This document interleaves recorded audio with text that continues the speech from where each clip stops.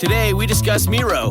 Today, I want to talk about the hellscape that is technical diagramming, right? Everybody's nodding their heads right now, And there is a potential solution that I want to share. There was one name that several people brought up. I did some digging, and it's kind of nuts how much this program Miro has for developers. I have to share this. It could potentially be a game changer for you. So my favorite part about Miro is that half the work is already done. Like right now, typically we spend hours starting diagrams from scratch, gathering information. You get buy-in from every team. That's a lot of work to do. But Miro has a full set of integrations with the tools you're probably already using. And they also offer open APIs and SDKs for custom solutions for all those niche diagramming use cases we have to do, right? So the end result is the same, but it doesn't take forever. It's a massive, massive time saver. I'm transforming basic flowcharts and network architectures, and it all lives in one place. So are you using Miro? Have you used it? I want to hear. That's MIRO.com. Gear Patrol calls their new dive watch the best sub-$500 dive watch. Full stop. Men's Health rated them as the most stylish solar watch in the game. Who are we talking about? It's Movement. They're leveling up your gift giving with the sleekest watches you can buy and the biggest deals of the season. Shop 30 to 50% off Movement's innovative California clean watches, jewelry, and accessories with fast free shipping and returns now at MVMT.com. That's MVMT.com.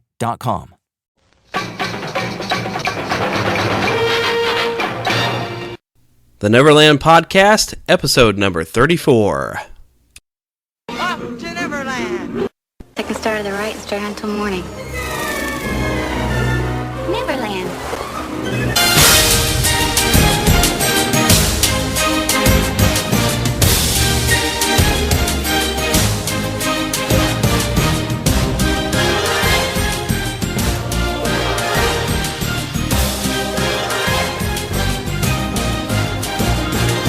Good morning, Neverland!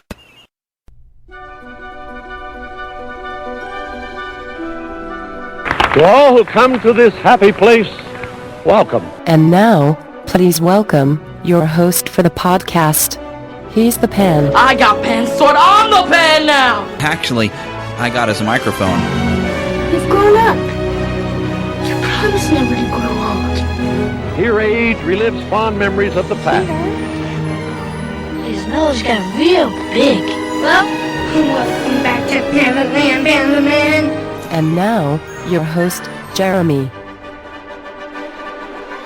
Alrighty, pull your pixie out of your pocket and sprinkle her all around because it is time to fly away to Neverland, and I hope you remember to bring your friends with you this week. This is going to be what I'm going to call just a single subject sort of week. We're not going to have our usual news or anything like that. We're just going to dive right into some fun because we have some special guests. Welcome back, Scott and Tracy from Disney, Indiana. Yay! Well, thank you. Thank you for having us on the show again. Well, we have gathered now in Disney, Indiana. I have my own little home here at 1138 Alderaan Memorial Lane. I've built a nice little space station. I had to, assuage a few fears about some people were kind of concerned around 4th of July. There were some massive explosions. I had to make sure everybody knew there was just a slight weapons malfunction, but we're all fine. Everything's fine here. Don't send anybody here. We got a large leak, very dangerous, but we're all fine here. How are you? We do have this old guy that keeps coming up to us and saying, that's no moon. We don't know what's going on with that guy. Well, we did have a strip poker game the other day. Whoa, okay, PG. I had to go for it with the moon thing. And if it was a blue one, occasionally I have seen Smurfs. I don't know what they're doing in a Disney town, but... yes, just don't drink the blue milk. Exactly, don't drink the blue milk. So, anyway, Scott and Tracy got to do a really, really cool event. From the time I'm recording it, it was been this past weekend over at, what do they call it? The Superheroes Hall of Justice Museum or something? Its official name is the Hall of Heroes Superhero Museum, and it's located in Elkhart, Indiana. And I'm going to have to make a trip out there because it looks just like the old Justice League from Super Friends. Oh, it's so cool. But, of course, there was a special event. Now, you guys went to a special event before, which I forgot which episode of your show it was, where you guys had went up there, and they actually had a Captain America shield from the Avengers movie there, and you got it to hold it and get some pictures with. Scott, there. Yes, that was. We're checking to double checking what episode it was. Back in June. And now we're going to make you do some more editing. It was episode 155, which came out Sunday, the 8th of June. All right, so everybody, if you didn't hear that, you need to go check it out because it was awesome. So, and it'll get you, especially even if you're only a fan of Marvel movies, it's still really, really kind of cool. And I think you had some pictures on the website as well, didn't you? Yep, and we also just put some pictures up from our most recent trip, so we do have some pictures from that one as well. Tracy actually got to, in that episode, interview the founder and creator of the museum. Right. Which definitely a man after my own heart. Yeah, Alan Stewart.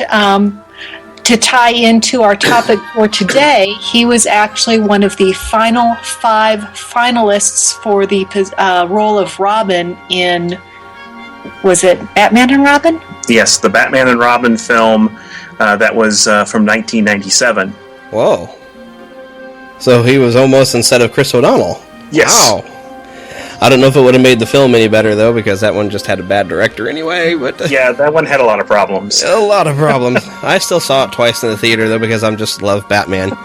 Which, that's obviously what we're talking about today, is it's Batman's 75th anniversary. So, but in order to really start this story of things, we need to actually go back 76 years.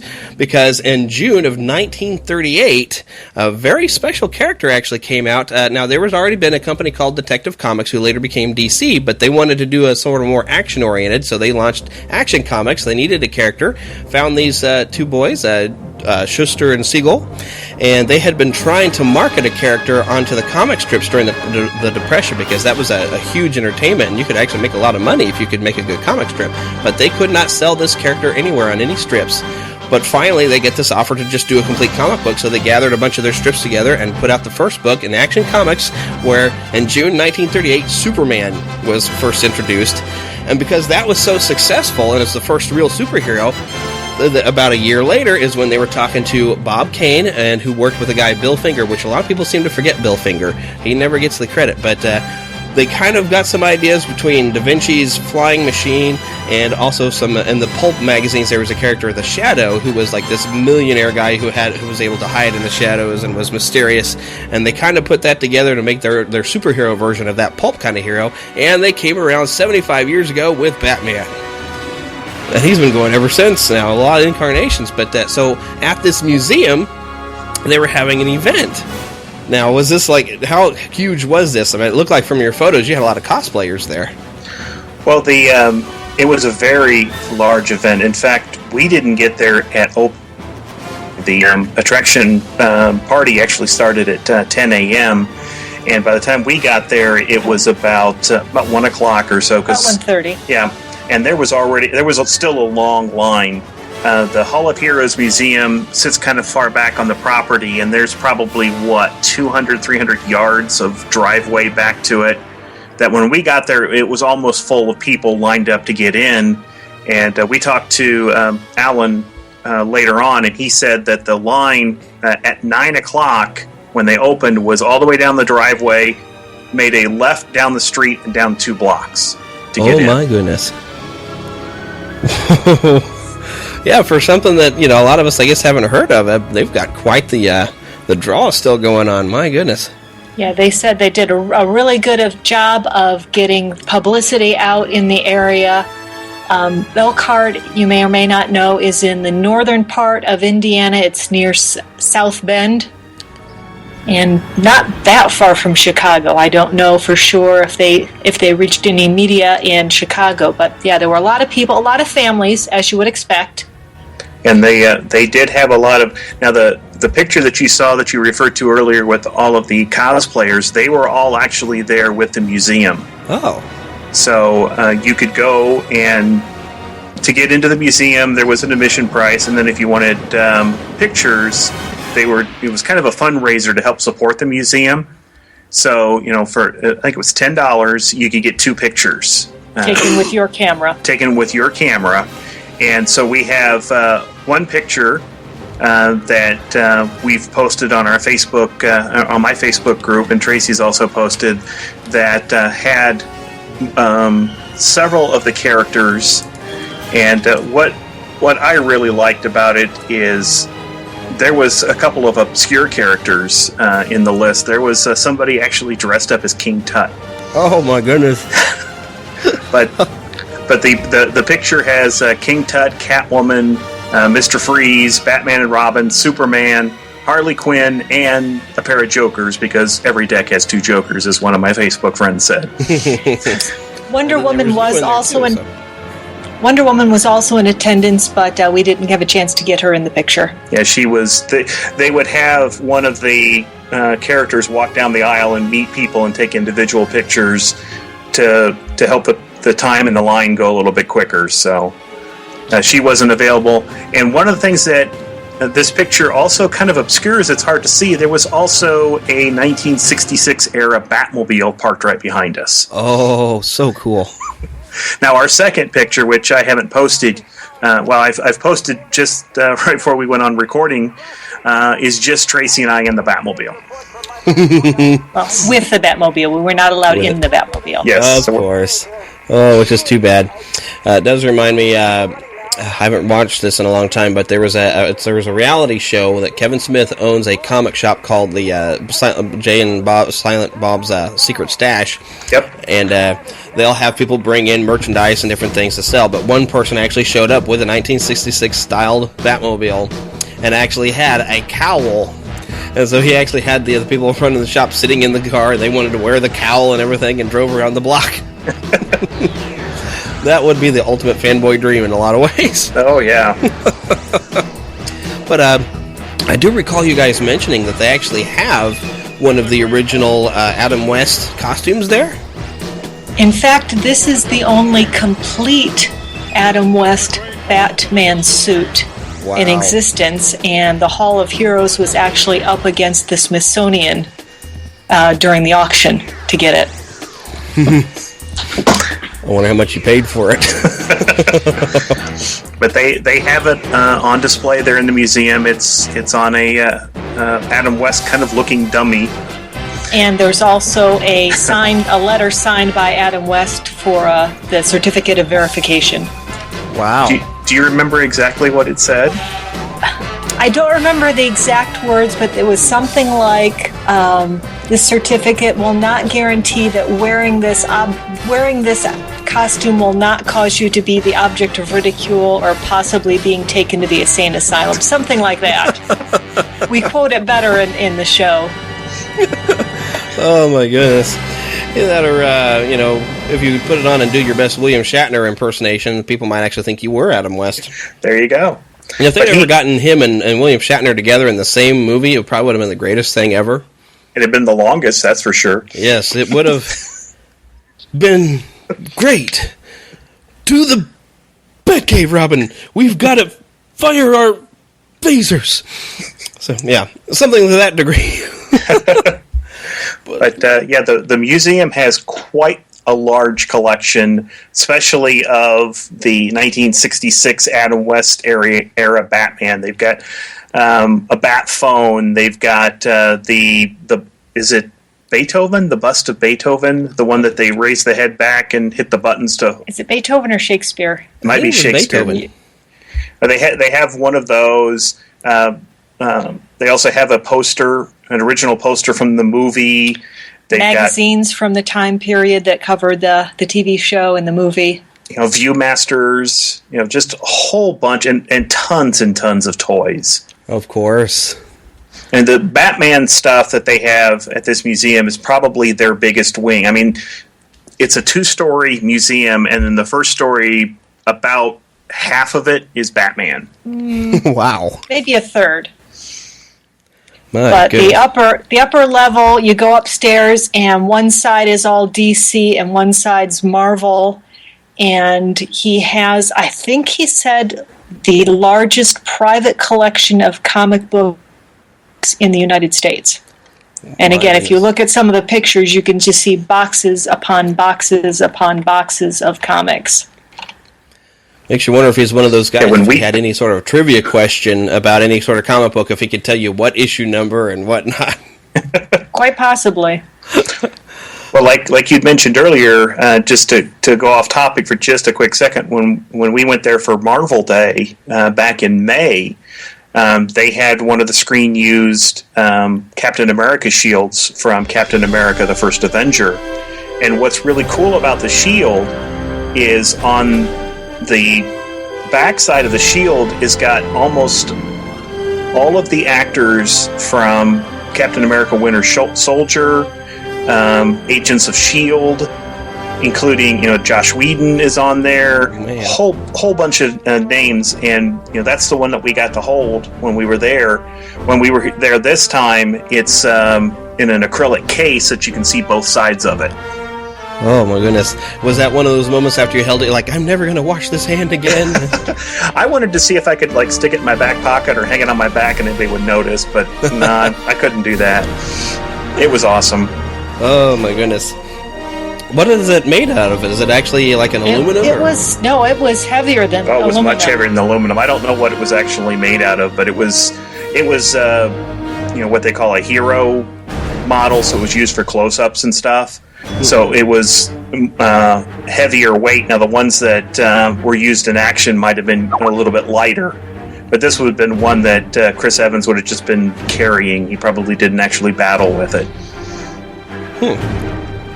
Makes sense, because you definitely would need more than one, because I'm sure they damaged a lot of the action shot ones, especially with having to throw it, and you never know if he hit something off screen and everything and it broke it in half, like, whoops, we need another one. So I've heard, like with the Harry Potter films, they had all these different wands for each one, because they'd have like a rubber that's kind of more flexible for action shots, and they kept breaking some of them, and it's amazing how much that stuff can go through. It's too bad they don't actually have vibranium to make a shield out of, Well, they only have enough to make one of those, though. Oh, of course. Which is kind of an interesting tie-in, actually, to like the 20th Century Fox. I think vibranium was actually mentioned in Wolverine's origins and everything. They're talking about a rare metal, which you kind of end up assuming would be the adamantium.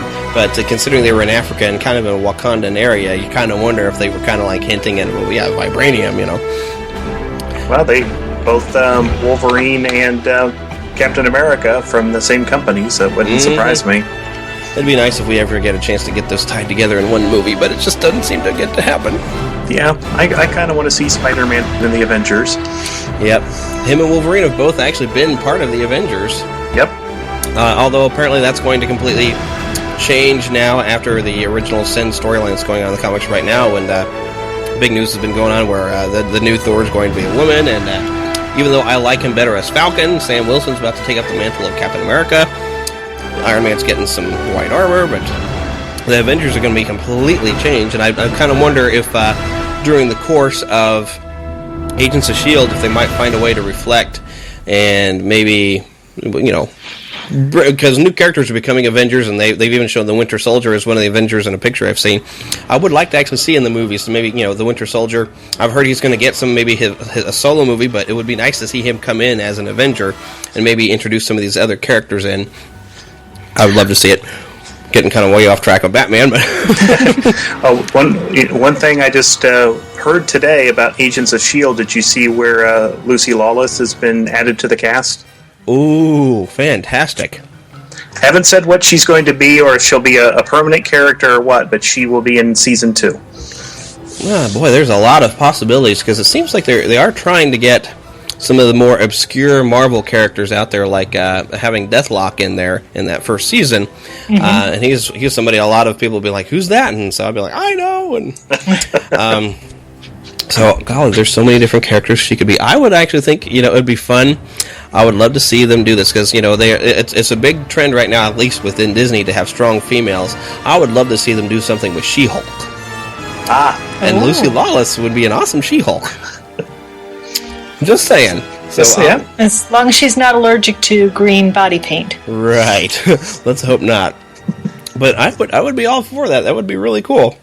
Then maybe they could stick her in an Avengers movie too, because I like She-Hulk. So, but anyways, we were supposed to be talking about Batman. I'm a Marvel guy, so if you get me going, I'll just Marvel all over the place. We're Disney people, so that's what's this DC stuff? We don't.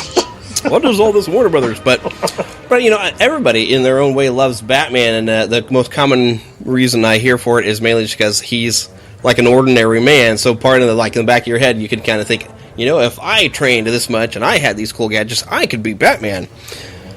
Which is probably why everybody wants to get in that Batmobile. They're like, yeah, I could do this, totally.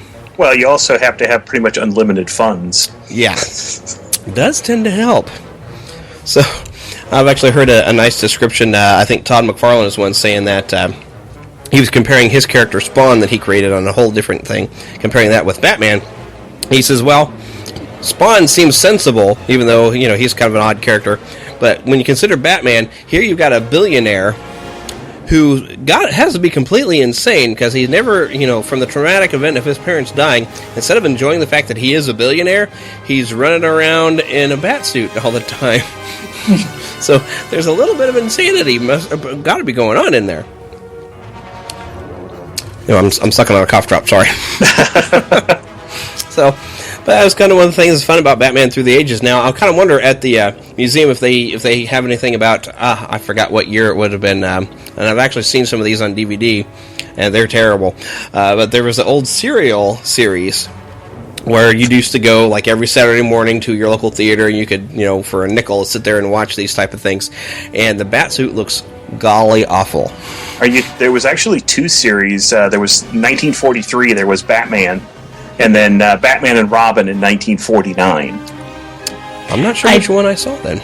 Yeah, I don't recall if there was any references to those at the museum. I'd have to go back. Most of the collection, I think, is focused on the 1960s, the Adam West Batman. And that forward. And from there forward. Yeah, that's when it really probably took off better. Yeah, the only way I've actually seen any of these film serials, are you familiar with Riff Tracks? I've heard of it, I think. Mystery Science Theater 3000? That I've heard of. I haven't actually saw any of it. But you're familiar with the concept where people are making fun of whatever they're watching? Yeah. Well, a couple of the people that were in Mystery Science Theater 3000, after it ended its run, formed Riff Tracks. And they still, to this day, if you go to their website, they put out MP3 audio files for modern movies that you can sync up with your DVD and watch it, or stuff that's in the public domain or whatever, they'll release actual videos for it. And they've been doing one of the Batman film serials from the 40s. And I've seen a couple of the episodes from that. Okay, yeah, I'd heard of them. I think mainly there was a Kickstarter that somebody had shared. Might have been you all had shared it, but they were working on, I forgot what movie. But they needed a Kickstarter in order to get the 1998. Godzilla, the 1998 version with Matthew Broderick. That's what it was.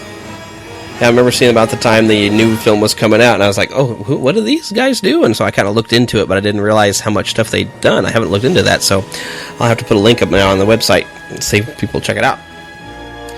Okay. So really, I guess then from 1966 is when it really kind of kicked up. Now, one of the things would be I'm going to throw out like a potential item that hopefully would be in the museum. But there is a classic line that everybody always remembers from after the series had become popular and they did that movie. Some days you just can't get rid of a bomb. I would hope somewhere in that museum they have that bomb. We are looking at. I don't remember actually seeing the bomb. They have a lot of like bang pow stuff that you would see in the fights on signs, but I don't remember seeing the bomb at all. I think there was one. I think we just didn't take it. Wasn't included in the picture. That it might have been. I don't know if it was original or right. Not. But yeah, that would be just fun to hold it and it's like, yes, the bomb. That or a can of bat shark repellent. Yes. That is one slight drawback to this museum because there is so much stuff crammed into a relatively small space. I mean, again, if you look at the pictures, it's just all kind of crammed in there, so there's not really any signage explaining, where different pieces come from or what their significance is. So that's one thing. They were saying that they are planning on expanding the building, so I'm hoping once they have a little bit more room to play with, they'll start looking at doing some signage. Because I have a feeling that when this was starting, and this is Alan's personal collection that started out, and he probably Because if you look at the building, you know, the front of it does look like the Hall of Justice, but the back of it, it's just a Quonset hut. And I think it was probably just a Quonset hut that he had there that he started putting his collection in, and then he decided to open the museum and then put the facade on the front of it. Well, it was a good choice for a facade, that's for sure. Do you know where what the facade of the Hall of Justice is actually based on? The Super Friends cartoon. I know at least that came from there. But well, I mean, the idea for that, where the actual real building that's based on? No idea. Train station in Cincinnati, Ohio. Really? Yep. If you drive along I-75 in Cincinnati, you'll see it, and it looks just like the Hall of looks like the Hall of Justice. Oh, there's a photo op. Well, see, now that's another one of my to-do lists. You know, I've got a lot of geeky places I really want to go. One of them being Metropolis, Illinois. And then, of course, now I got to go to Cincinnati, Ohio, as well as now I got to go to Elkhart, Indiana to check this out. Oh, my goodness. I completely lost my train of thought. More editing. Okay, well, let's move on. We'll just talk some history of Batman and everything. Okay, so the 1966 Batman, of course, you wouldn't have thought that it wouldn't have went over as well as it did, but I think for at least in my generation, that was some of my early impressions of Batman. I mean, granted, I had seen the Super Friends cartoon, but, you know, it was in syndication that suddenly the 1966 Batman series came on, and I think probably for most people in my generation, that was our early version of Batman, and I'm very excited they're releasing this on the Blu-ray, by the way, because it's as much as now as an adult, I watch it and I say, oh my gosh, this is so campy. You can't help but love it for its campiness and its cheese and the comedy that comes from it, which was on purpose. Well, that was my first exposure to Batman. I mean, growing up, I wasn't into comic books that much, but seeing the Batman show from the 60s, and I think I'm a little older than you, but I still didn't see it new, but I did see it in syndication, and just falling in love with it. That, to me, that's my Batman. Everything else pales. I mean, I enjoyed some of the movies and stuff, but if somebody says, what's your favorite Batman, it's Adam West. It's not even close. Yeah. And I've already got the series pre-ordered. Oh, I didn't know you could pre-order it already. Yeah. Yep. Amazon is taking pre-orders.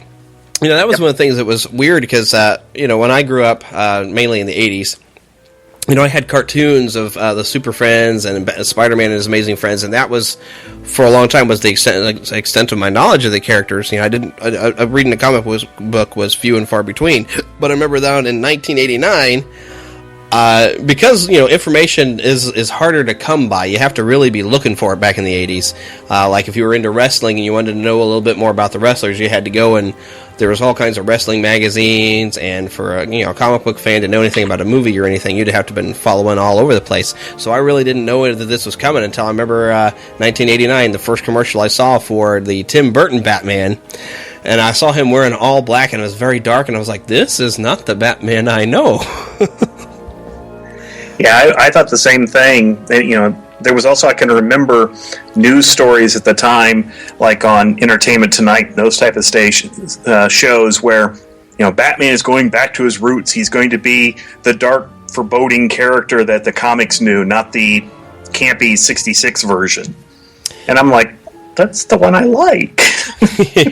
Yeah, Batman's popularity really grew from the 66 series because they actually, the comics were similar in style to that, but, you know, the comics actually got even a little bit campier themselves just to kind of lure people in. And the fun thing about the 66 series is they actually created some characters like King Tut, although he didn't really, I don't think he's lasted from the series. I don't think he managed his way into the comics. Mr. Freeze, however, was created for the 66 series, and he did land and became a popular character in the comics. Let's see, what was another one? I believe, did Clock King make an appearance? I keep thinking, I think Roddy McDowell. No, he was Bookworm. Bookworm. Bookworm. Bookworm. He didn't cross over as far as I know. But I'm pretty sure they did an episode and they had the Clock King as somebody playing the Clock King. I'll have to research that one later. That's the cool thing about character.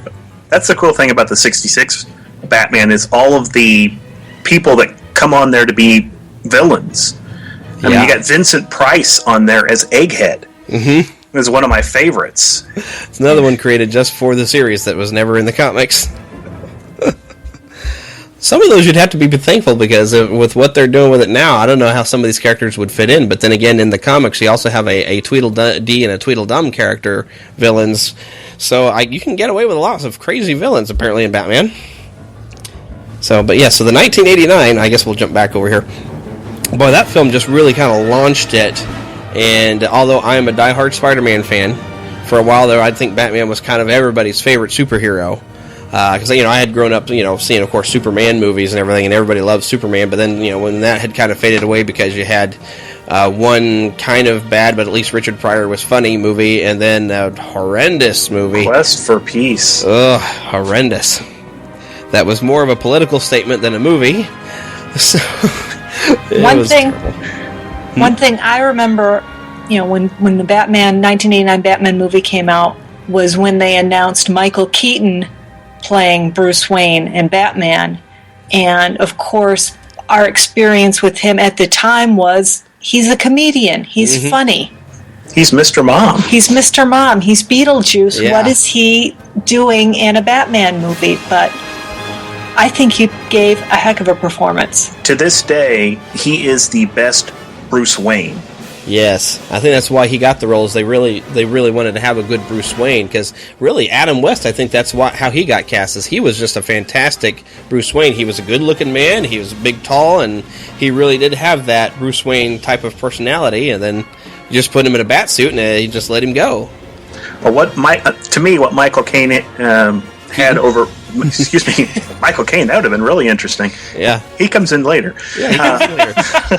What Michael Keaton had over Adam West in the role of Batman, especially as Bruce Wayne, is the more reserved, calculating side of the character. Yeah. I mean, Adam West, he was out there. He was, he was campy. He was out there. He wasn't hiding anything. But there was just something about Michael Keaton's performance that was just kind of, really intriguing and interesting. You wanted to find out what was going on behind the cowl, so to speak.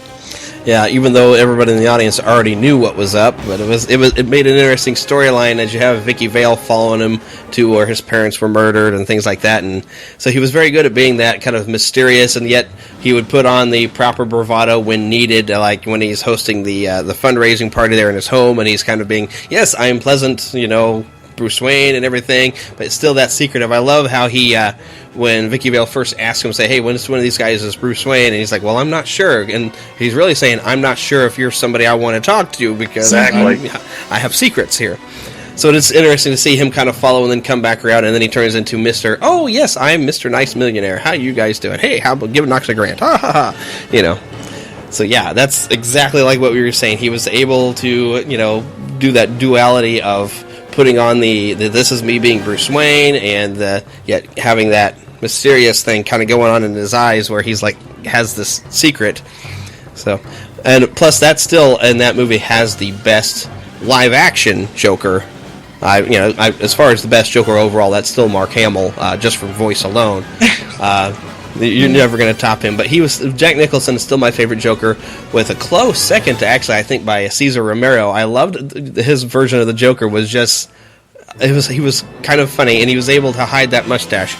So, wow, not a Heath Ledger fan. Yeah, I'm surprised. Well, I loved Heath Ledger, but he wasn't exactly the Joker. He was a very interesting character, and I did love him. But, see, with Heath Ledger, it's like they made so many changes. The problem with the Christopher Nolan films, and they're good films, but he tried so hard to make it real that he forgot that there's supposed to be an element of fun in this. And by turning the Joker into somebody who's just painting his face, it's as my buddy Phil, we call him Lost Boy Phil around here whenever he kind of co-hosts. He said he didn't really fully feel like the Joker until the end, and then you're like, oh, but now the movie's over, and now he's really starting to feel like the Joker we're familiar with. But now it's like, well, the movie's over, and he can't come back because the actor has passed. Yeah. To me, he's the most unnerving. Yes, that is true, and I agree with you. I like the more I hate to keep going back to the word campy, but I can't think of any other way. And this is the same comic booky. I mean, even Jack Nicholson played it that way. I mean, not totally serious, and that's one of the elements that I like about Batman. I mean, you're in a world where that's populated by characters that must be refrigerated to live, that are part plant, and you're trying to make it real. That just kind of loses something to me. Yeah, there are certain Batman villains you can get away with a realism, but the Joker doesn't. He made it cool, but the Joker's got to have that little bit of oddballness, which Jack Nicholson had that perfect balance of the wackiness, but also had that dark kind of personality because he's Jack Nicholson. He can really just do that dark and creepiness and everything. Oh, yeah. But be able to fry a guy and then laugh about it. That's like, that is the character of the Joker. And I think the closest we saw Heath Ledger get to that is when he's trying to blow up the hospital and it's not working, and everybody laughs at that, But that's something that was missing. When he would kill someone, he wasn't laughing about it in that movie. Even though it was kind of fun, he did one, the magic trick and stuff like that. But, the Joker finds death funny. Yes, and so he finds chaos funny. That, but the Heath Ledger Joker, he didn't laugh about what he did. Although it made it funny in the movie when you're sitting there and he's trying to work that button and he can't get it to work. Everybody in the audience is laughing at it, and you're there's a lot of stuff in that movie that I will say is brilliant because the audience is laughing at something that he just did that was really horrible, and we're laughing at it. And you're like, oh, I shouldn't laugh at that, but it was actually funny the way it was presented, so you kind of get it. But it's just weird that Heath Ledger didn't seem to laugh about it. The only time you really have him doing any sort of a laugh is when he's when he's introducing himself to the gangs and everything, he's ha, ho, ho. And it's like, I wanted a bit more hysterical laughter than what he gave. I mean, there are some other points he kind of busts out laughing, but it just needed a bit more of that. Agreed. I think the maniacal type laughing is what we needed in that film a little bit. Now, I enjoy that film quite a bit, but to me, it's a Batman film, but it's not my Batman.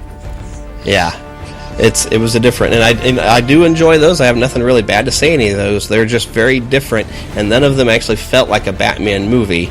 But Christopher Nolan said he wasn't really, especially with the last one, he said he wasn't really trying to make a Batman film. He was just trying to tell a good story, and he did tell good stories and everything. And although the third one drags on, like I say, until the third one, I wasn't a fan of the third one. Yeah, it drug on a little too long, and it's just too depressing there at one point. So, and you can't understand what the bad guy's saying. So. Yeah, and Bane could have been done better. I would have liked to have had some version of the Venom, even if he was just shooting it up every once in a while if they didn't want to go full out, but something that was enhancing his strength to make him more of a frightening character, because he seemed like he was Jean-Luc Picard. He sounded like Picard, and he was very brilliant, which I'm glad for that, because I hated the way they presented Bane in Batman and Robin, the movie there, making him Bane, that was completely out of character. He looked pretty good, but he was completely out of character. So at least Christopher Nolan really kind of brought the character in where he is very smart, because where this character comes from, the character specifically, because DC had such success by killing Superman and bringing him back, which you find out later he didn't die, he just needed to recharge his batteries, and burying him didn't help because he couldn't get to the sun. But anyway, so they had so much success with that, they thought, well, what's the worst thing we could do with Batman? He's mortal, so we better not kill him, but what if we broke his back? And so they created the character of Bane as being somebody who could calculate the best way to bring down Batman, and the entire storyline is he busts everybody out of Arkham to make Batman have to wear himself out trying to round everybody back up before complete chaos happens, and then after he's just worn out, Bane then shows up and takes him out easily. Which, in the movie, when they brought him around, it seemed more like, oh, well, we seem to have an old hobbly Batman who's only getting around because he's got a knee brace or something on. And so it just makes a bit more sense. Well, he's just out of practice, and so he doesn't really have to do anything besides have Batman show up and say, yeah, I can break you, So it seemed a little anticlimactic. I do like how this conversation is going. We started off with the good, the 66 Batman, the 89 Batman, and then skipped over a few, and then got to the Nolan films. Well, we can always back up, because I love the Batman animated series. Well, yeah, I do. I've not seen it personally, but I have nothing. But I like the fact that we skipped over Batman Returns forever and Batman and Robin. Now, I kind of liked Batman Returns, if only for Danny DeVito's Penguin. Yeah, he was great for the character. They just didn't have to make him so disgusting. Yeah. Well, that's Burton. Yeah, that's why, for I know a lot of Disney fans we love Tim Burton, but I got to give him a 50-50, because sometimes Tim Burton just blows it out of the park and you're like, yay, Tim Burton, and then sometimes he does something you're like, why, Tim Burton, why? So it's a hit or miss with him, so I'm always skeptical, like, well, let's just go and just see it for what it is.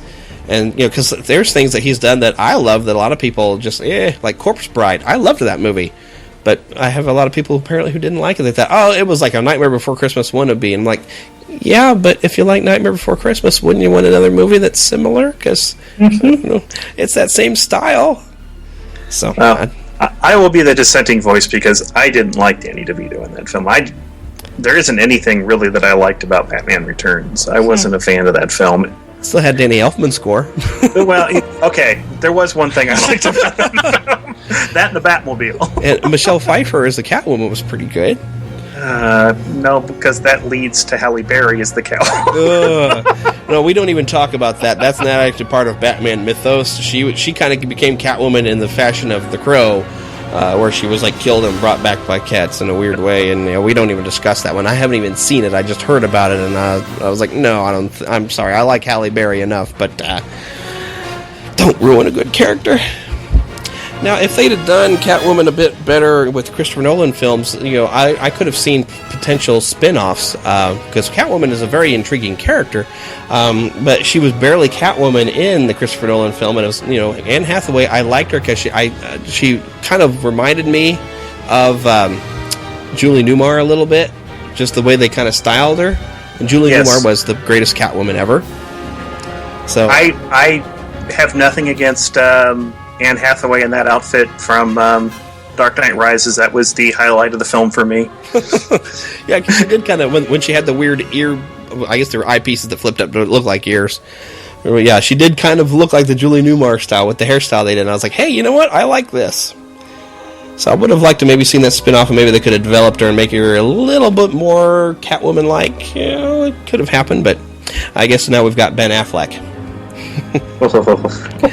Yeah. Which, I've had a lot of people, as you were saying, with Michael Keaton, we really didn't expect him, because, well, he's funny, he's Beetlejuice, and I love him and all that funny stuff. Can he be serious for this? And I've had people say, you know what, we didn't expect Michael Keaton to be that good, so maybe we should give Ben Affleck a chance. And I'm trying to think that way. But I'll ask one question. Is Kevin Smith directing? No, Zack Snyder is. Then Ben Affleck will be terrible. There you go. Because Zack Snyder, I know he's got some. He's like Zack Snyder is like Michael Bay. He can manage to get box office, but he gets box office because he's grabbing licensed material. He doesn't have to actually make anything any good. I mean, I saw the first 300. I'm done there. I don't need to watch any more of those.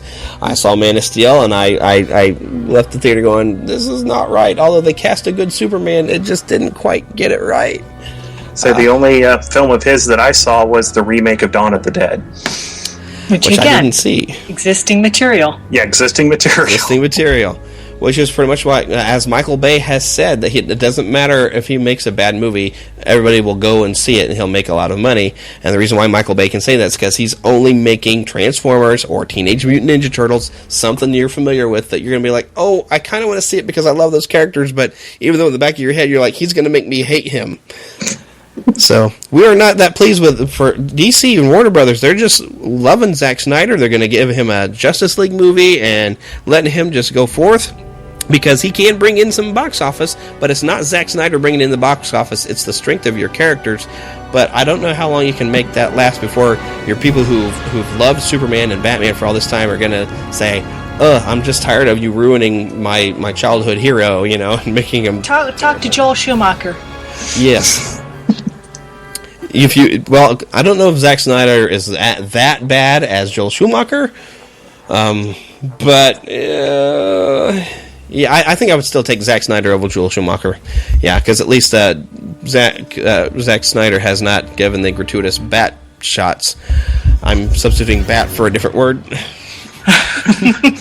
And he wouldn't put nipples on the suit. I was wondering if we were going to get to Nipplegate or not. Yeah, Nipplegate, bat nipples, and then I still just can't understand why when he suits up we had to get a gratuitous bat shot. Yes. I'm sorry. Is this your way of trying to get women into the theater, or is this part of Joel Schumacher's other lifestyle? I don't know. I was like, why? We didn't need to see that. You got a bunch of fanboys in the audience, and we were not looking for that. So, especially on a large screen, you're like, oh, whoa, well, hello, Val Kilmer's butt.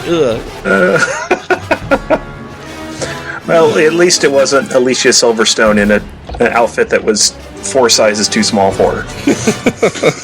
And that was back when everybody just thought Alicia Silverstone was great, but really, where'd she not go? So much. She wasn't really a great actress. She was pretty, but she wasn't really a great actress. I don't know whatever happened to her. She's just gone. I can't think of the last thing I saw. It might have been Batman and Robin that the last thing I saw her in. After that, I'm Clueless. Ha-ha! Ha-ha! Okay. 2 points for me. You keep setting them up, and I'll keep swishing them.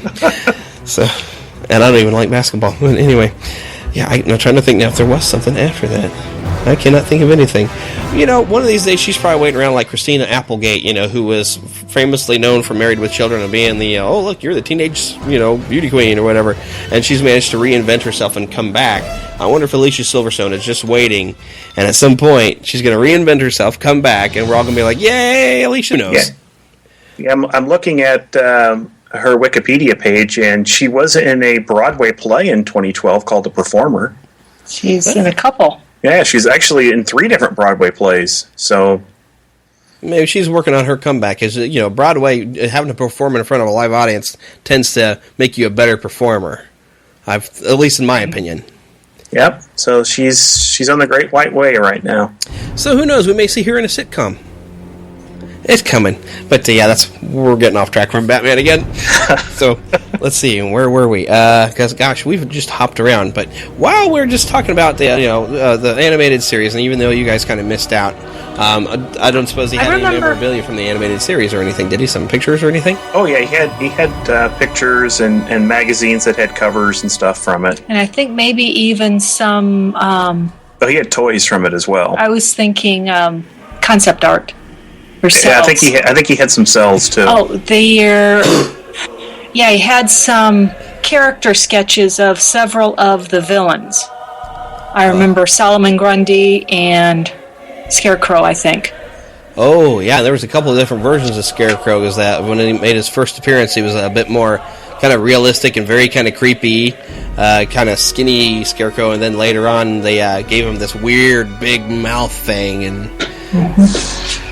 which was still kind of creepy, but I think they were trying to calm it down, because in the first appearance of him, he was so scary and creepy. I bet some of the kids were a little freaked out of Scarecrow.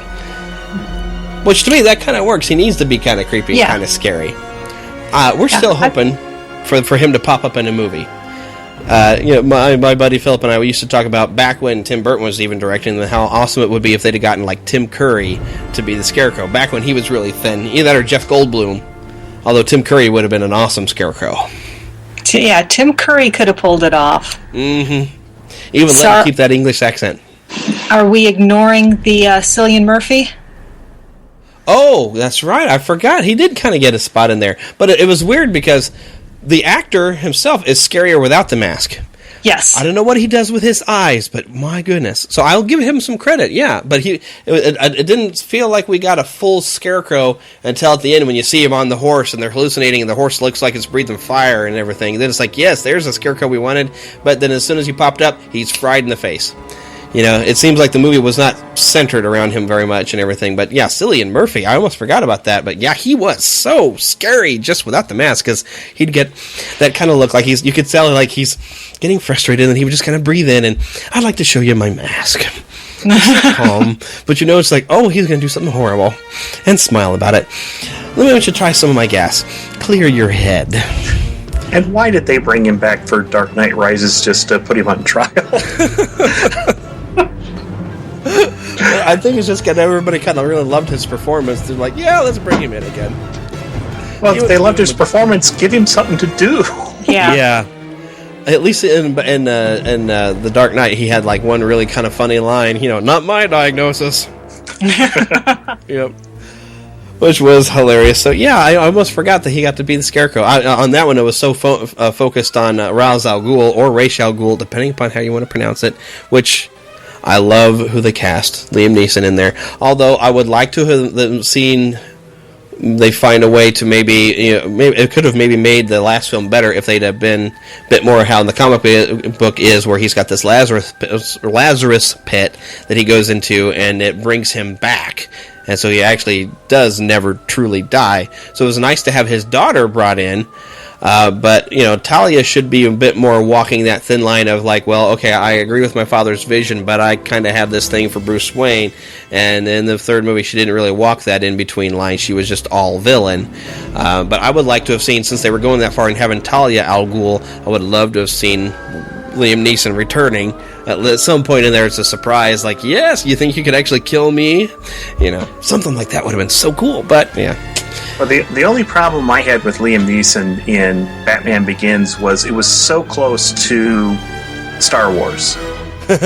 And he was basically playing a very similar character. And I'm watching this film and I keep thinking, I'm trying to remember the character's name in episode 1. Qui-Gon Jinn. Qui-Gon Jinn. I kept thinking it's Qui-Gon, but a little more evil. Just a touch. Well, he does. He has that great demeanor for a great mentor type character, because he's got that demeanor where you feel like you can trust him no matter what. You can just whatever he says, you're like, yes, you're right, yes, indeed. Even if part of you knows you shouldn't. Exactly. And that was the thing, is I had been on the internet, been looking, and all I'd seen from Ra's al Ghul is they were showing the Asian feller. I forgot he's actually done a lot of stuff too. I forgot his name, but they kept showing him, and so I was just sticking on him being the guy. And I thought after the fire, when he was supposedly dead, it's like, well, if this is Ra's al Ghul or Ra's al Ghul, he'll be back because you can't really kill him. But my wife was actually, thinking more of the animated series where you had kind of this British guy, and the way he was presented, it's like, she nudged me and said, well, Liam Neeson does sort of have the beard, and he does have more of the demeanor, so she wasn't surprised at all when he popped up at the end. And I was like, yeah, I can deal with this. I kind of was expecting the other guy to come back, but yeah, having Liam Neeson was actually pretty cool. And he did play the character very well, but yeah, it is very similar to Qui-Gon Jinn there in the beginning. So, anyways, the animated series, the nice thing about the animated series is it really did introduce a lot of the actual comic book villains to a lot of people that maybe weren't familiar with some of the more obscure ones, like Poison Ivy. I had not been familiar with Poison Ivy until she popped up in the animated series. Let's see what's some other ones that they brought around. No, I can't think of his name. Oh, golly. Well, okay. It's Ventriloquist. Yes, the Ventriloquist, where he has Scarface, the dummy, the wooden dummy, who actually is kind of the villain. And I would actually like to see this presented in a movie, because it's an interesting psychology, because you have this mild-mannered kind of guy who's actually got a split personality, but his darker personality only comes out when he's got this puppet. And then with this puppet, he can do some vile things, but the guy who's working the puppet is completely reviled by what the puppet does. And he's like, oh no, Mr. Scarface, you shouldn't do that. Ah, shut up, dummy, Just great, all these great villains that really kind of got brought around. And of course, one of the great things about the animated series is you did finally get a really just spot-on Joker, which, Jack Nicholson, I think, was a pretty good influence on there.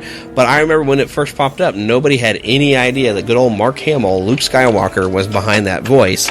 And I didn't even find out until they did their first animated movie, Mask of the Phantasm, which was a great movie, released on Christmas in 1994, right? No, 1993. Christmas in 1993, when that was released. And I remember seeing some behind-the-scenes making of that, and they actually showed Mark Hamill there in the booth, and he's talking. They list him as being the voice of the Joker, and I was like, no, you're kidding. And then they showed him actually giving a performance of doing the voice, and you see even the change of his face as he's acting the whole thing out as he's voicing it, and you're just speechless when you actually see it, and you're like, oh my gosh, I didn't know he could do that.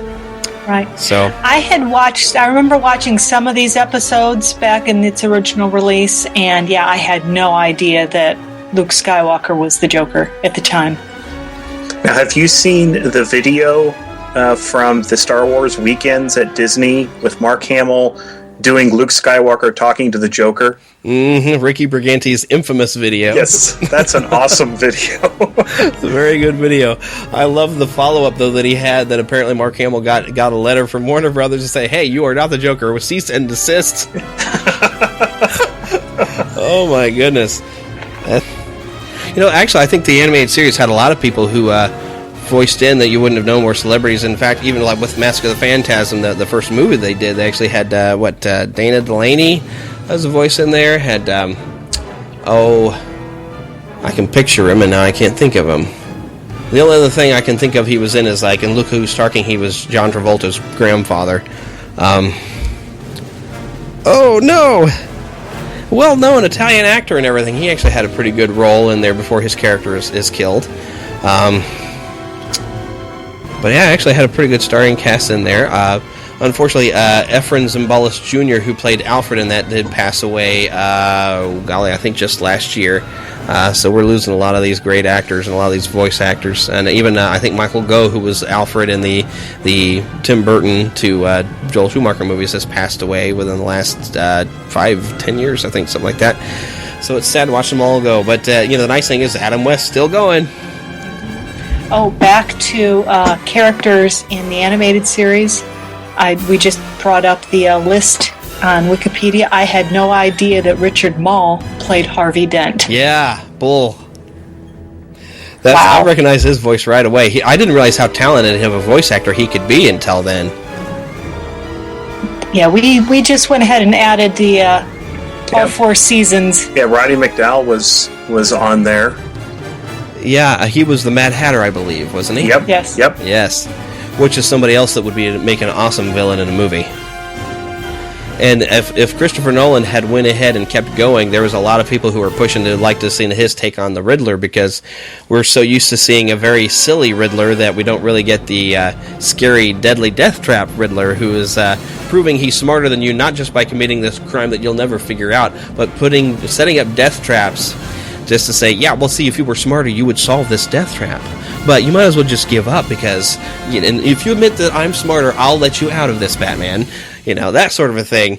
The egomaniac who puts these brilliant traps together that are all riddle-based, which they did in the animated series. When they first introduced him, he had this entire maze. He had created this video game before he was fired. But he had made this entire maze and made it this complete death trap to challenge Batman and Robin to come through the maze to save somebody at the center of the maze, and had all these neat little traps and everything, and that you had to solve his riddles, and if you got his riddle wrong, something horrible was about to happen. And I was like, yes, this is the Riddler we're familiar with. The one that's constantly trying to outsmart you and will be like, oh, well, you didn't solve my riddle, you're going to have to die now. So, would love to see that done in the movie, because if you wanted to do a kind of a live-action movie and keep it as dark as you could and get away from the silly bouncing around of, even though Jim Carrey was hilarious, and I do still love the 66 Riddler, he was fun as well. But Frank Gorshin, I think it was, wasn't it?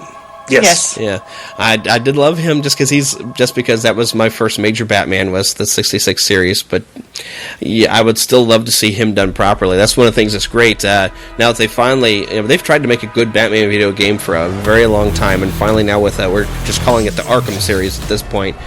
Began with Arkham Asylum, and then you had Arkham City, which was confusing to some people, because I all over the internet people were going, I thought it was in Gotham City.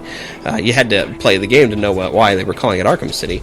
But it was around that point you started getting a good Riddler in there. In the first game, he's constantly taunting you. He set up these riddles and all these things for you to find, and you pretty much photograph the solution to the riddles. And he annoys you the entire time because he's hacked into Batman's codpiece, or not codpiece. I'm sorry, that's the wrong word. Hacked into his cowl, where he's got his radio transmissions, where he keeps in contact with Oracle and can monitor things. Well, the Riddler has hacked in there, and all throughout the game, he is taunting you. And so finally, if you solve all of his riddles and collect all of the little things the Riddler has hidden, you get to hear the police scanner as the police actually found the Riddler's location and arrest him, because by solving all this stuff, you were able to send his location to the police. And it's the most satisfying thing in that game to hear the Riddler going, no, you had to have cheated, and you hear police sirens and the cops busting in, freeze, and you're like, yes, you got him. So And they just kept going. Like, the second game is where he actually had death traps, and he had civilians in these death traps that you had to solve a puzzle in order to free them.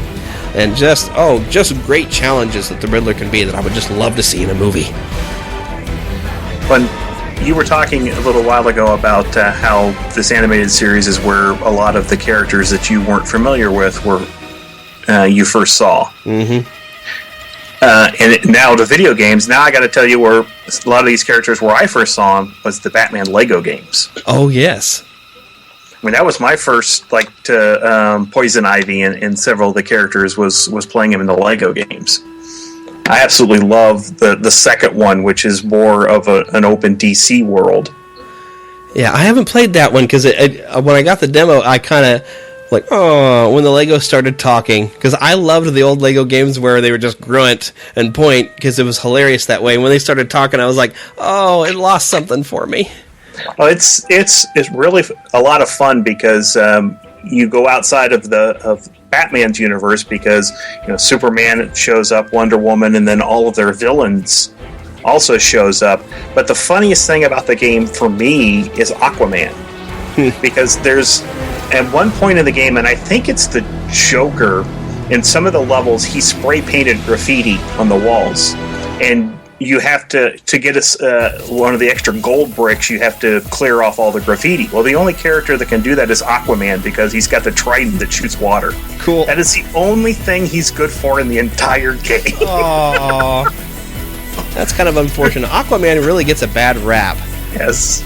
Because, like, unfortunately from the Super Friends, they just basically had him, oh, look, he can communicate with the sea life. It's like, yeah, but he's actually near Superman's strength level, and he's this mighty warrior of Atlantis and can control all the water, and if he wanted to, he could wipe us all out. But he's, and even Big Bang Theory, and it drives my buddy Philip nuts, because they have the episodes where they're going to dress as the Justice League to go to, like, I think, like a New Year's Eve party or at the comic shop, and they're all fighting on who's going to get stuck being Aquaman.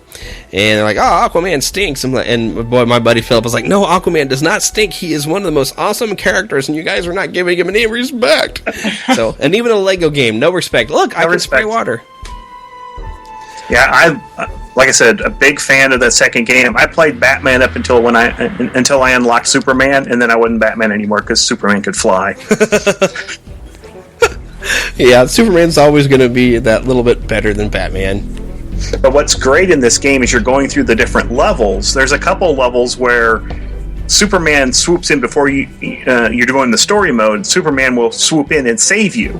And just some of the looks that the Lego Batman gives to the Lego Superman, like, I can't believe, I almost had it. Like, what are you doing here? Robin is like, yay, we're saved. And Batman's just giving, like, the death stare. I was so close. I would have had this figured out if you just waited.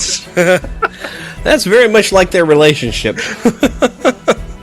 Yeah, that's one thing. Like I said, I wasn't a big into the comics, and I didn't know the relationship between the two characters until that game, because there's part of the levels when you're playing as Batman that you're collecting kryptonite. Wow. I'm going to have to go get that one. Of course, right now, I found a really good deal on all three of the Uncharted games for the PS3 that were PS3 exclusives, so I'm going to be spending my time on that while I raise money for a PS4 and Disney Infinity 2. So it gives me something to do. But yeah, I need to get more of the Lego games. I've kind of fallen behind on those because I love the Harry Potter one, and I didn't get the second one of those. And then I've got the first Batman one, and I do love that one. And I love that it's got the Danny Elfman music in it. That's so awesome. So, because it was a lot better than the Christopher Nolan, and actually another podcast, Skywalking Through Neverland, was actually talking about how movie scores have changed to where it seems like they don't so much give you this big anthem as much anymore. And I think a lot of it might also have to do with, like, even if you look at all the Marvel movies, you don't get a title sequence at the beginning, you get it at the end. And there are a lot of people, except for Marvel movies, some people now are smart enough to stay to the very end of the credits, but you don't get that big heroic anthem until the end credits. But the unfortunate thing is every time they make a different Marvel movie, it seems you get a different composer. Yes. And so you don't have a consistent Iron Man theme song. You don't have a consistent Captain America theme song. I'm afraid I think we've got a different Avengers composer coming along, so we won't have the same music there either. And so I was like, I really miss back in the days where like Danny Elfman did at least 2 Batman movies, and that was the Batman theme. And then I remember when I went to the third one, and it was not Danny Elfman, and it was a completely different score. I was like, oh, really? Okay. There's something to be said about the theme music for like, especially in a superhero genre. Well, especially a theme for a certain character. Yes. I mean, there's music, a piece of music today that, I could throw in, and within 5 seconds, you know who that is about. Like Raiders March. You know that's Indiana Jones. Yep. Stuff like that. You don't get that as much today. You really don't. And it's kind of a sad thing, because now we're in the era where superhero movies are bigger than they have ever been, which is an exciting time for a geeky guy like me. But I loved collecting like the old superheroes, and I still love collecting different soundtracks and everything, but I don't feel like I'm getting the great superhero anthems that I used to get. I mean, the last really, really good one was for the Spider-Man, the first set of Spider-Man films, where you did have some Danny Elfman score, and he did come up with a good theme, although there was complaints that it's all this violin and you couldn't actually hear the actual theme underneath it. But I did notice it was the way he put it together for Spider-Man 2, he brought out the main theme a bit more. So, I mean, it was a really good one. Now, I will give some credit, though, to James Horner, who did Amazing Spider-Man, which you don't get the payoff for that theme there until, like, the end of the movie. And it is really good, because James Horner is really good. And then, unfortunately, we get Amazing Spider-Man 2, and I thought I was going to get something awesome, because although it wasn't James Horner, it was, my mind just went blank, Hans Zimmer. It was Hans Zimmer doing the score, and I thought, oh, wow, I love Hans Zimmer's work. He's done stuff for Pirates of the Caribbean and The Lion King and just such great stuff. And then he decided to be experimental and did this weird stuff. And at no point do you really even get a good superhero theme. You get like 3 notes that's like a beat whenever Spider-Man shows up. And it's like, really? At least, Electro had this 2-note thing, except for one of the notes, the 2 notes gets a repeat. So it's like, dun, dun, dun.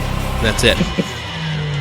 Now, I will grant, it is a clever soundtrack if you listen to Electro's got this whole thing where there's like this chanting underneath that kind of gives you some of the insanity and kind of gives you some of the character, where you have this building anger in him that's going to, it's just eventually going to explode, where it's the paranoia and stuff like that. So there's kind of this creepy chanting underneath it, which I don't know if it came out in the movie so well. I don't know if you can really hear it. But on the soundtrack, at least that was pretty good. But that's probably the best feature really on the soundtrack. And so with all the new superhero movies, I really would love to hear some good old-fashioned anthems come back. And at least I love the theme they did with the Avengers and Captain America and everything. That sounded really good in Captain America and the First Avenger. But when it doesn't get reused, it just makes me sad.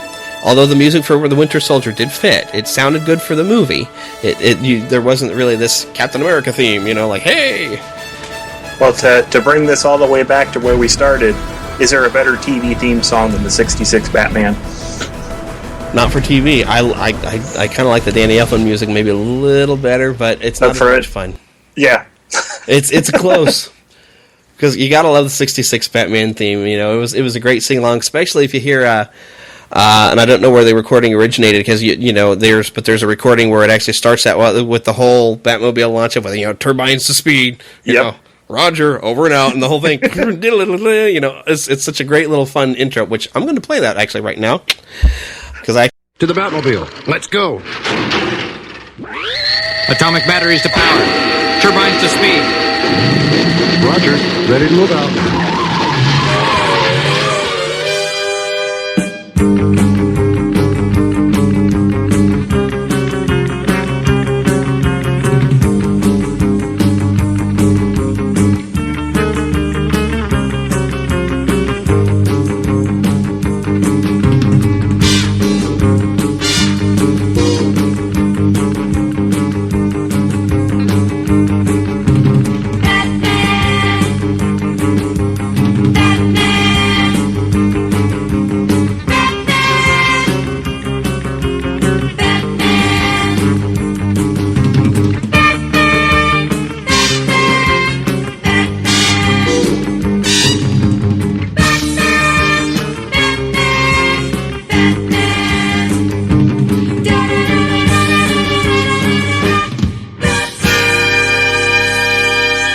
have that recording. But that's just a great one. The funny thing is, when I first heard I'm babbling on and on, aren't I? But when I first heard that version of it with that intro, I had forgotten that they actually did say that nearly every episode until, I think the Hub network, I guess, is what started showing it again here recently. And I noticed anytime they were, like the first time they were hopping into the Batmobile after they'd gotten that call, they actually did do a checklist of turbines to speed, and all that whole thing. It was usually done on, because they were all 2-part episodes. Right. It was usually done at near the big, you had the first episode where you had a little bit pre-credit sequence where you found out who the villain was this week, and the call to Batman. Then you had the theme, and then as the credits were finishing up, you always had that scene where they were jumping in the Batmobile to race off to go see Commissioner Gordon and Robin going through that checklist. It was usually in the first of the 2 episodes. Yep. And it was great. Now, who, though, would not want to have a bat pole somewhere in their home that all you had to do was slide down the pole, and next thing you know, you're in a bat suit? Or, have you ever seen them, there's some episodes where they're in the Batcave, and they have steam power that shoots them back up, and they come back up dressed in their suits. Yeah, I've seen that, too. Well, they get suddenly a call from Aunt Harriet from upstairs, and, oh, yeah, somebody's here to see you, Mr. Ray, or Bruce, and, yep. I think they even did that in the movie at one point, didn't they? I think that when Miss Kitka first shows up. I believe so. It's been a while since I've seen that. Oh, yes. So that's just one of the things that we're going to go back and talk about 66 again. How about it? The gadgets were a lot more fun in that one. Because any off-the-wall weird thing they could think of, they just did it. Well, that in the vehicles, I mean, yeah, the Batmobile for the Tim Burton is cool. Yep. And the Tumbler is pretty cool, but the iconic 66 Batmobile, and then when you get to the movies, you've got the Batboat and the Batcopter, which were awesome. Yeah. And they were only used in the movie. Yeah. And also the Bat motorcycle with the sidecar that would shoot out with Robin in it. Yep. Those were awesome. Yeah, and a lot of that at least was still reused in the... Well, I haven't seen the Filmation Batman animated, but there was an animated series that was kind of the same setup as Super Friends that had Batman in it. Excuse me, where it still had Casey Kasem voicing Robin, the same voices they were when they joined with Super Friends. But you would occasionally see them using the exact same Bat Cycle or flying around in the exact same Bat Helicopter or Batcopter. Batcopter. Yeah, so I do love the fact that Super Friends really kind of drew a lot of inspiration from the 66 series, and I think the 66 series really helped for the image of the Batmobile, because when you if you ever read any of the original comics or even see any of those old serials, he's almost just got it's like Bruce Wayne and Batman are driving the exact same car. Yeah, it's like an elongated blue sedan or a black sedan. Yeah, it doesn't stand out at all. And so it was really kind of sad. And then, you get the iconic 66 one, which I actually do have a little toy somewhere around here of the 66 one, because I had to get it when I saw it. I have a Hot Wheels of it. I think that's what I've got, it's like a Hot Wheels somewhere hanging on the wall. I can't see it from where I'm at. But yeah, that's always going to be to me, that is the Batmobile that started the Batmobile being a cool car. And I think it really helped that you had James Bond had come around and already set the standard for this is what a cool car should be like, and have all these cool gadgets. And they thought, well, Batman has gadgets, so suddenly now you've got a good Batmobile that had all these fun gadgets, and it was a cool looking car. There's even a fun story. The guy who designed it, I don't know if you've heard about this, but he was test driving it after he had finished it, and he had forgot that he doesn't have license plates on the thing, and he actually got pulled over while driving the Batmobile. And then he explained to the cop what it was. Like, hey, I was actually just making this car. There's a Batman series we're about to start shooting, and I had to make the car, and I was just test driving it. The cop let him go for that and said, well, just make sure you drive it home, because it doesn't have any proper licensing out here. So they didn't have the Gotham City 66 license plate that the car has in the TV show. Well, that wouldn't be a legal license plate anyway, not in California. But yeah, I remember hearing that story during there was a TV special. I think maybe it was right before The Dark Knight came out, but they did, and I think it was going to be a special feature on one of the DVDs where they actually had like the histories of the Batmobile, and I think that's where he had told that story, is in that one. Well, have you seen the kind of a mockumentary with Adam West and Burt Ward, where they're kind of going back and looking at their history as Batman and Robin, but then also solving a crime in the meanwhile? It was like done in the 80s. I've heard of it. I thought it was 90s. Might have been, what was it called? Back to the Batcave. Yeah. I've heard of it. I'm hoping Netflix picks it up one of these days. I know Netflix does have a nice documentary about Adam West, which is pretty neat. Well, when we were at the Hall of Heroes Superhero Museum, one of the things that they had in place was the local Barnes & Noble was there selling books and stuff, and they were giving, I think, was it 20% of their sales to the... Yeah, Barnes & Noble is doing something called Pop Cultured, where they're doing comic tie-ins. In fact, this Wednesday, they're doing a big Batman event at all the Barnes & Nobles. But we picked up a book that they had there that's all about the history of the Batmobile, and it's all the Batmobiles. Oh, cool. It's a hardback coffee table size book, and it's got tons of pictures. Oh, I've got something similar. I got, I think it was a Barnes & Noble that we'd picked up. I can't go in that store without spending too much money, but I found this on sale. It's called the Batman Museum. And instead of actually being about Batman, to give you like information about Batman, it's about the cultural phenomenon of Batman and all of the memorabilia, and it's got like reprints of the cover of like little golden books, Batman books, and stuff like that. Kind of recreation of an Adam West style mask that was apparently on the back of like a cereal box or something. Just it's full of all these type of things. But it's a coffee table type book. So yeah, I don't know if I didn't see the one that was History of the Batmobile. That'd be awesome. And we also picked up a book that's a graphic novel comics. They started a new line of Batman comics that's based on the 66 television show. Yeah, I've seen some of those. I probably should pick some up. And we picked up this hardback. I think it's a compendium of some of the trade paperbacks or trade comics. Cool. I'm not sure what the exact term is, but...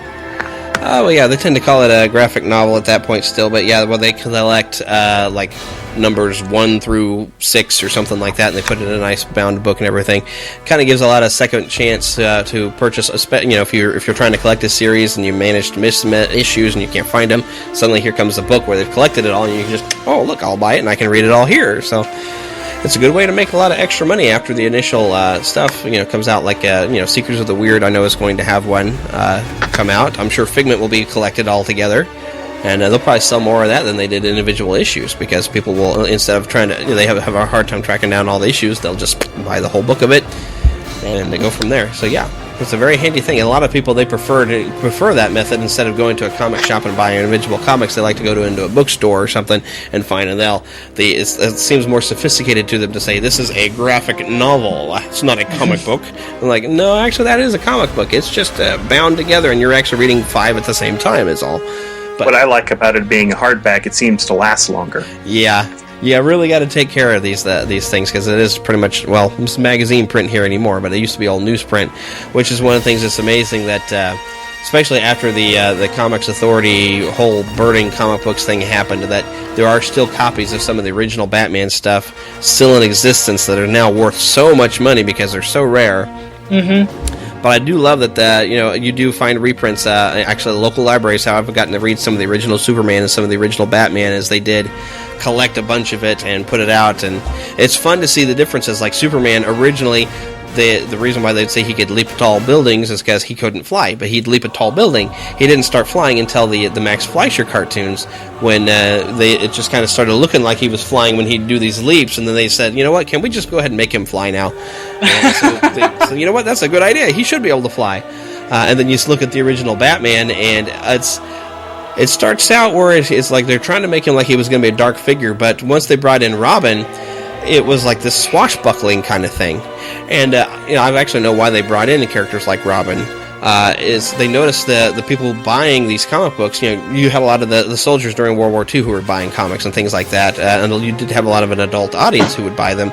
But they noticed that the kids were picking up on this, and they thought, oh, wait a minute, we could have a huge market with kids, because they've always got their little sticky little dimes from that they didn't buy their bubblegum. They wanted a comic book, so they thought, well, if we create maybe a teenage character, or in there, the kids can relate. So next thing you know, you've got Robin, you've got Bucky, because in the actual comics, Bucky was a teenager running around with Captain America fighting the Nazis, which is weird. But it did make more sense to have him as a grown adult, I guess, in the movie, because everybody would have been like, why is there a kid out there fighting along with him? That doesn't make sense. A kid shouldn't be fighting a war. So there'd have been questions. But yes, that was the beginning of Teenage Sidekicks, and Robin is one of the first. But we probably better wrap this up here. We've gone like an hour and 16 minutes, and I could babble on and keep going and everything. I can get off topic, as I've demonstrated. Of course, now I cut this down, it's going to be a lot shorter. But anyways, let me go ahead and give a wrap-up here. Well, thanks again for coming back again and visiting. Well, actually, I'm visiting you guys because we're actually at my home here in Disney, Indiana, anytime I talk to you guys. Because you guys are the grand high muckety-mucks at Disney, Indiana. You can't just go wander off to Missouri and anytime you want. It's like we don't travel. We're above that. You're above that. Although people can meet you if they go to the Friends of the Magic meet on August 8th, 9th, and 10th over in Disneyland. What ride are you hosting? We are going to be hosting a ride on Roger Rabbit's Cartoon Spin. Perfect. And we invite everybody to come out because we're going to have a sing-along. Oh my goodness, what are you going to sing? Smile, darn you, smile. Perfect. I wonder how many people actually know the lyrics to that, because I didn't even realize that was the title of the song until I heard later on, because anytime I watch the movie, it's just... La, la, la, we will be providing the lyrics. Yes, we will have the lyrics provided. Awesome. Plus, we also have a little bit of Roger Rabbit trivia with prizes. Ooh, hey. Sounds awesome. I will make sure Jesse goes and attends your event, and I hope he gets a good recording of everybody singing, because that would be awesome. He'll probably have to point it away from himself. I don't think he's going to wear one. Then again, he might be this awesome singer and might want to make sure he sings right into the microphone I send him. We'll just see how that turns out. I'll stand near him with my earbuds that are also microphones he may not know. Well, not unless he hears this. So if he doesn't pop on your show, he'll pop up on mine. We'll get him. Alrighty, but once again, like I said, thanks for coming by. We love giving you all a chance to talk about something other than Disney, although talking about Disney is awesome. It's fun sometimes to branch off. Yep. It is. Yep. Check us out over at DisneyIndiana.com or search for Disney Indiana in iTunes. Or on Facebook. Are you on Stitcher? We are not on Stitcher. You might want to get yourself on Stitcher. Just a suggestion. Spread it out there. Get the Disney Indiana love going. You know, it's got to be this great circle. We need to build this community. We need to have more people living in there. You know. And we've just this past weekend we passed 6 years of doing our show. My goodness, and I'm only coming up on 1. I'm just such a rookie.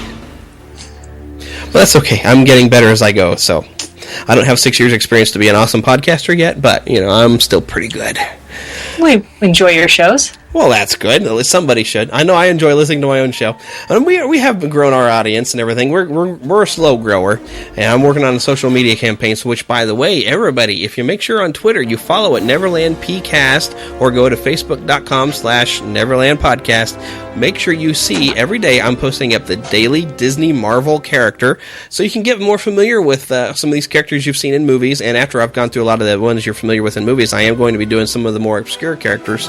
Although I did put one obscure character called Darkhawk just because we absolutely love that character.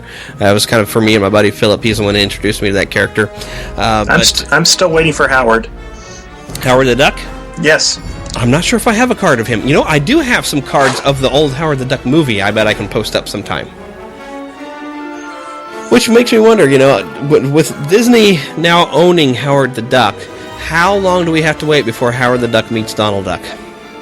Well, the original drawings for Howard the Duck looked a lot more like Donald than he did in the movie. Yeah, and Disney actually made Marvel change. Yeah, because it was pretty much like Donald Duck with a cigar and a leisure suit, pretty much. But yeah, that's one of the things that was funny when that movie came out. I didn't realize this was a comic book character until later on, and I've gotten to read it, and my goodness, it is some seriously off-the-wall stuff. But if you go online, if you go to Marvel's Wiki, you can find a lot of information about Howard the Duck, and he's been involved in some major Marvel events, actually. I don't know where anybody finds his books at, because I've never seen him in a comic shop, but apparently he's regularly getting published somewhere. And if the rumors are true, we may see him again soon. I haven't heard any of these rumors. What are these rumors? I've heard rumors that he may be in Guardians of the Galaxy. That would be awesome. He'd fit right into that movie, too, because they are doing for a fun style and in space. Yes. Oh, that could be so cool. Ridiculously looking forward to this movie, even though I have no familiarity with the series. I don't know. I'm a science fiction fan from way back. The sense of humor is right in my wheelhouse. So, yeah. Oh, come on. What's the real reason you want to see it? Chris Pratt. Did you manage to get a copy of Chris Pratt on the cover of Entertainment Weekly with a baby raccoon on his shoulder? I have not seen that yet. I've just heard about it. Oh, that was a couple of weeks ago. I think you're too late, because the current issue, I want to find the current issue. They actually had a nice preview of the Avengers Age of Ultron, and they actually showed standing behind Iron Man is Ultron. So you kind of get an idea of what he's going to look like. I did see that, yep. Oh, goodness, and it looks awesome. So, but yes, I'm definitely looking forward to Guardians of the Galaxy, which I've heard that there's been at least 3 different versions of those characters throughout since the 60s, and this current version was brought around by Brian Michael Bendis, who's a great comic writer. So I think he's managed to bring a lot of popularity back to these characters. So I do recommend going and finding some of the comics, because I'd kind of like to see what he's done. And to see some of these lesser-known characters given a movie, it gives me hope for that a lot of these lesser-known characters throughout the Marvel Universe will one day have a movie. Because even Iron Man was considered to be like a second or third tier character. You know, all these ones that came out in the Avengers were kind of like, well, they aren't our powerhouses. They're not Spider-Man or they're not X-Men. So they've really got brought up. They're the ones that we have rights to make movies for. Right. And it worked out perfectly that they still had the rights. But there's so many characters that they could work with that I'm really excited to see what all characters they can bring out that are going to be, less familiar to most people. And especially to do it as well as it looks like Guardians of the Galaxy. There is one thing that I'm wondering if it's just in the trailer that they've changed the name to kind of hide a secret.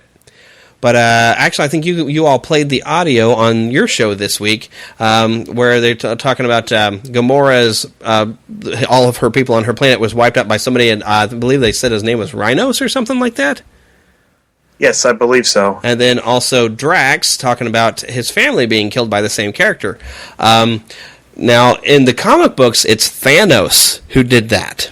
So I don't know if in the movie they've changed it because they didn't want to necessarily have Thanos be their main objective, because they want to really, sounds like they're thinking about having the Guardians and the Avengers team together to fight Thanos by the third Avengers movie. That'd be so cool.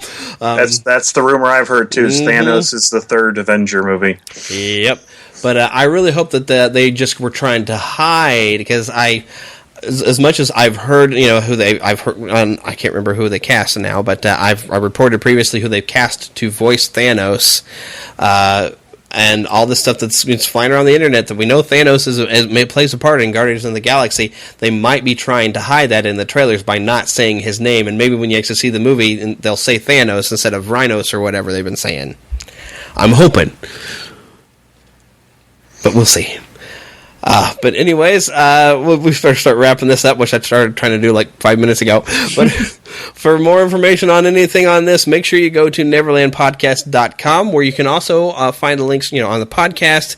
Find our links on FOTM, which stands for Friends of the Magic, which I need to get a hold of Jesse and have him update it. So hopefully by the time you see this, he'll have updated it, and he might know a little bit more information than I do about our meeting on the Columbia, where he will be there. I will try to call his phone and be able to address everybody there, but he's going to have some sort of trivia, I do believe, and we do have a very cool prize. So ooh. I think he's expected to be sometime Saturday afternoon at the Columbia, and he's done some research and he knows some interesting things about that ship, and so it sounds like a lot of fun. I wish I could be there personally, but I can't. But make sure you also do visit our sponsors. If you go to Neverland Podcast on the left, you will see a nice big, hey, are you interested in looking at some comics? There's a nice big banner I have there for mycomicshop.com, where you can go and go and search for anything you want to find and go buy it. Like if you're having a hard time finding those Figment comics, they have them in stock, so you can go and buy those Figment comics. So go check them out. Really happy to have them as a sponsor, because they really do fit in with my show. All right, but I guess I've already thanked you like twice already for coming on the show. But yeah, we'll have you on again, because I'm sure we'll find other topics for you guys to get to talk about any old time. So maybe I'll find out you guys are like huge Doctor Who fans, because you'll have finally sat down and watched it. Last time I talked to you, you hadn't watched it, and everybody's telling you, oh, you got to check it out. Yep, no, we may have to pick up with the latest Doctor. You might, although you might be a little lost because of the companions, but then again, you might feel a little like the companion who's been around previously, because this is the first time she's seen the Doctor regenerate, so she's going to, of course, have the confusion of like, okay, you're the Doctor, but you're not my Doctor. Who are you? You know, so you're going to have to go through that phase. So, but yeah, you'll get hooked. Oh yes, you will get hooked. Yeah, you're not the only person that's been telling me that. So. Yeah. That is probably one of the greatest sci-fi epics of on television, next to Star Trek. Maybe we'll have to do a Star Trek show sometime. Certainly will. Because I'm going to have to talk about, and I'm going to get Philip in here too, because I tell you what, he's a good Star Trekkie. So, yes, all this stuff coming probably sometime within the second season of Neverland Podcast, so y'all keep listening. I need to find a good way to sign off the listeners, because I'm just going to keep babbling on. We're going to go an hour and a half with this show. But, hey, if you've, as I love that Jesse used this, and I'm going to go ahead and repeat it. If you've been listening and still listening this long, hi, Mom! So... which unfortunately my mom has passed away, so it doesn't quite work, but it's still funny. But as we always like to say here... Well, hi, Tracy's mom. My mom has passed away, too. So. Yeah, well, hi, Tracy's mom. So, but as we like to say here in Neverland, keep your pixie in your pocket. So anytime you need to, and you're having a rough day, you pull that pixie out, and you can spread that pixie dust around, and make sure you share that with your neighbors, so you can all fly away with that happy thought to Neverland anytime you need to, and you need to have that positive attitude. And remember to keep following and chasing those dreams. You only fail when you give up. And until next time, God bless.